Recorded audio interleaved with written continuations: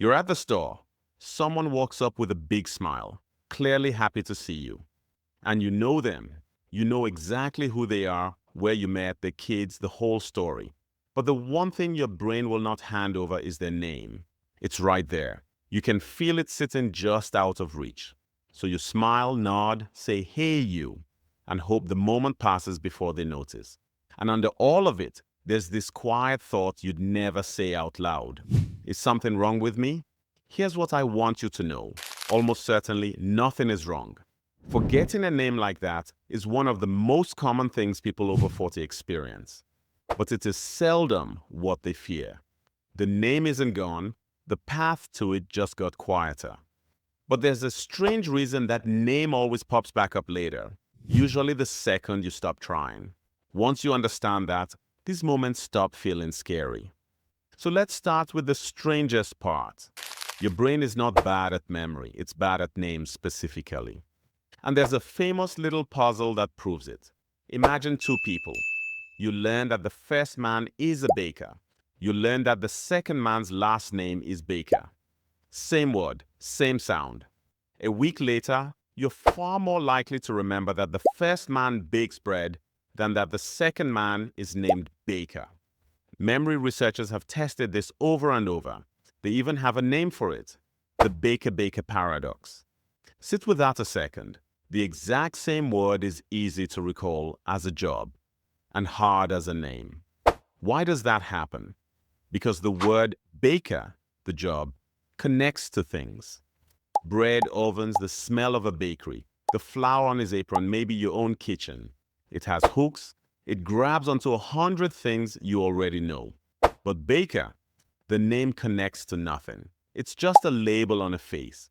It tells you nothing about the person. It has no hooks at all, so your brain has almost nothing to hold it by. That's the real trouble with names. They are arbitrary. Your friend named Rose isn't made of petals. Mr. Baker has never touched an oven. The name sits alone with no bridges to anything. And a memory with no bridges is hard to reach. Now think about how you actually reach a memory.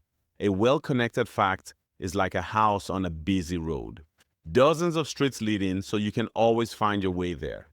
A name is more like a house at the end of one thin footpath through the woods.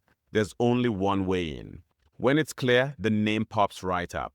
When it gets overgrown, the house is still standing right where it always was. You just can't reach it in the moment. Psychologist Deborah Beck spent years studying exactly this. She calls it a transmission problem. The name is stored perfectly fine. The signal traveling to it is what weakens. And her research found something reassuring.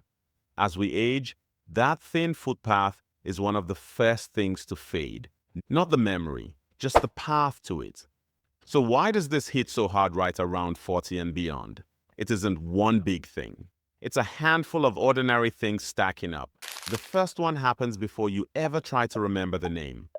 Think back to that person at the store. When you first met them, were you fully paying attention? Or half listening, holding a drink, watching your kid, already onto the next thing? Most of the time, we never really caught the name in the first place. Someone says, "This is Michael," and 2 seconds later it's gone, because it never landed. You can't pull back a memory you never filed. And in midlife, attention is pulled in more directions than ever. Between work, kids, aging parents, and a phone that never stops buzzing. On top of that, the brain surfaces stored words a little slower. With age, the name is in there. It just takes an extra beat to rise, and a live conversation doesn't give you one. Then there's stress. Research on the stress hormone cortisol shows that when it stays high too long, the memory center of your brain works less smoothly. Short sleep does the same thing. A tired, stressed brain has overgrown paths just about everywhere. And for many women, there's one more piece. In one of the largest studies of women's health, researchers found that during perimenopause, the years leading up to menopause, verbal and name recall can dip as hormones shift. This is not in your head, and it isn't a sign that something is wrong. For most women, that dip eases as the body settles. None of these are signs of decline. Every one of them is just a normal brain carrying a heavy load. If this is already making your own experience make more sense, please take a second to subscribe. This channel is all about explaining what's actually happening in your brain, in plain language, so you can stop worrying and start understanding. All right, back to it. Now we get to that strange thing I promised at the start, the reason the name comes back later. And it comes down to something this whole channel is built around, your nervous system. The second that name won't come and you feel that flush of panic, your nervous system flips into threat mode. Your body treats a forgotten name like a small emergency. And a brain in emergency mode doesn't care about names.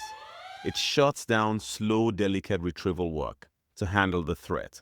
So the harder you strain, the deeper into threat mode you go. And the further the name slips, then you give up. You get in the car, start driving home. Your nervous system finally settles. And out of nowhere, the name floats right up. Susan. It was Susan the whole time. That is not a coincidence. The moment you stopped straining, your body left threat mode, the path cleared, and the name surfaced. Your brain wasn't broken, it just needed you to stop squeezing. Now I want to be honest with you, because this part matters. There is a difference between normal name slips and something worth a conversation with your doctor. Forgetting a name while clearly remembering the person and having it come back later is normal. That's just a quiet path. What's worth checking is a different pattern. It's things like forgetting whole conversations, not just the odd name, getting lost in a place you know well, reaching for everyday words for common objects, and coming up empty again and again, or people close to you noticing changes you can't feel yourself. If that's what's happening, it's worth a calm, honest talk with a professional, not out of fear, just to be sure. But for the everyday name blank, the smile and nod moment at the store, here's the good news. You can widen that path and it's simpler than you think. When you meet someone, say their name back out loud. Nice to meet you, David. That one small act forces your brain to file the name instead of letting it drift past. Then give the name a hook. Link David to something you already know. Another David in your life, a quick rhyme, a face he reminds you of. Anything that ties that lonely label to something real. And more than any trick, slow down in that first moment and pay attention.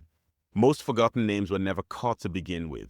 So the next time you're standing there, smiling, nodding, waiting on a name that won't come, take a breath and remember what's really going on. The name isn't lost, you didn't fail. There's just a quiet path that got overgrown, and now you know how to clear it. This is not a brain that's sleeping. It's a brain working exactly as designed, doing a hard job under a heavy load. And that is something you can absolutely work with. Subscribe for more mental health and wellness tips from a psychiatrist.